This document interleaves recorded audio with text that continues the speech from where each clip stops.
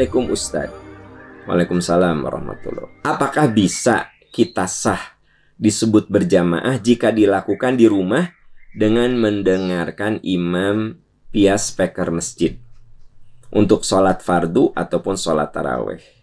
Ya, begini Bu ya, yang namanya berjamaah itu ada aturan main.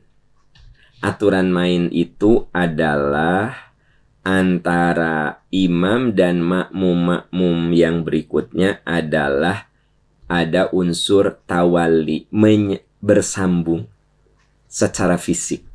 Ya. Makanya kalau Anda sholat tarawih di Masjidil Haram, itu sampai 3 kilo dari masjid.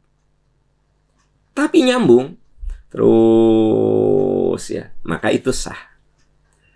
Tapi kalau Anda di rumah ya, imamnya di masjid, terhalangnya jauh oleh 2-3 rumah, atau bahkan mungkinlah masjid itu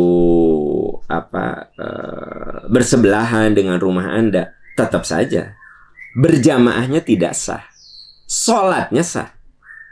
Ya, kan Anda bertanya, boleh nggak berjamaah seperti itu? Ya nggak boleh. Nah, bagaimana dengan sholat Jumatan ada di lantai 1, lantai 2? Ya itu dianggap nyambung. Ya, ya nggak sih?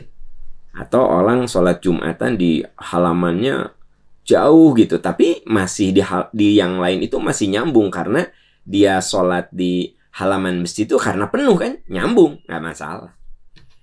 Nah, ini juga menjadi pertanyaan, kalau boleh nggak Anda di hotel terus bermakmum ke imam Masjidil Haram? Kan di hotel bisa ada suara yang masuk ya dari masjid kan gitu. Pertanyaannya, boleh nggak sih Anda sholatnya di hotel tapi bermakmum ke imam Masjidil Haram? Ya sholatnya sah, tapi tidak disebut sebagai sholat berjamaah gitu. Tidak disebut sebagai sholat berjamaah, karena sholat berjamaah itu ada persyaratan adalah bersambung gitu. Bahkan ketika saya datang ke masjid lalu saf itu penuh ya, saya kudu nggak boleh la sholata, tidak ada sholat, maksudnya tidak sah sholatnya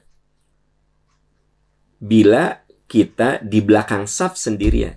Nah, di antara para ulama fikih mengatakan tidak sah itu, ada yang memang tidak sah, ada yang mengatakan bahwa itu tidak dihitung sebagai sholat berjamaah.